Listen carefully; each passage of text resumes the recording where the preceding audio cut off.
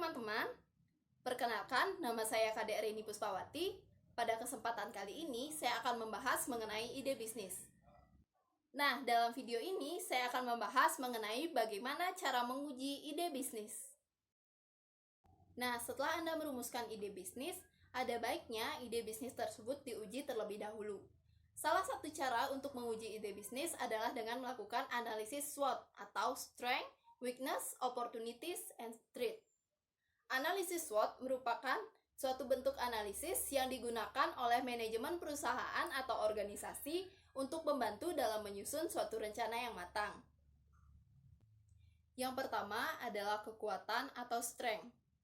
Jadi, strength atau kekuatan merupakan sumber daya atau keunggulan-keunggulan yang dimiliki oleh ide bisnis yang berhubungan dengan para pesaing dan kebutuhan pasar.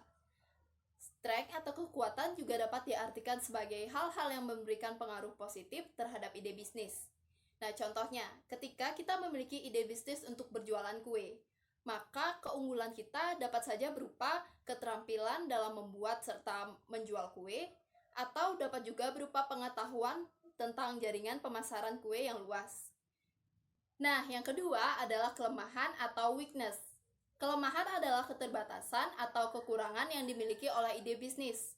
Kelemahan ini dapat berupa fasilitas, sumber daya keuangan, keterampilan dalam manajemen keuangan, atau keterampilan dalam pemasaran.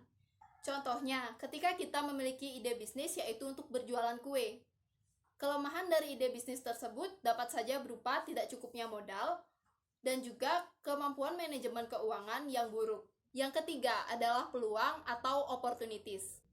Peluang adalah situasi penting yang menguntungkan yang ada di lingkungan perusahaan.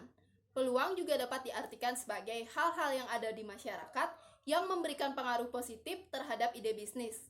Contohnya, ketika kita memiliki ide bisnis untuk berjualan kue, peluang yang kita miliki dapat berupa tidak adanya toko kue di sekitar kita, meningkatnya daya beli masyarakat terhadap kue, dan harga bahan baku di lokasi kita yang murah.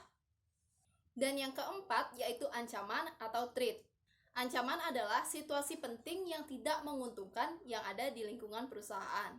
Ancaman juga dapat diartikan sebagai hal-hal yang ada di masyarakat yang memberikan pengaruh negatif terhadap ide bisnis.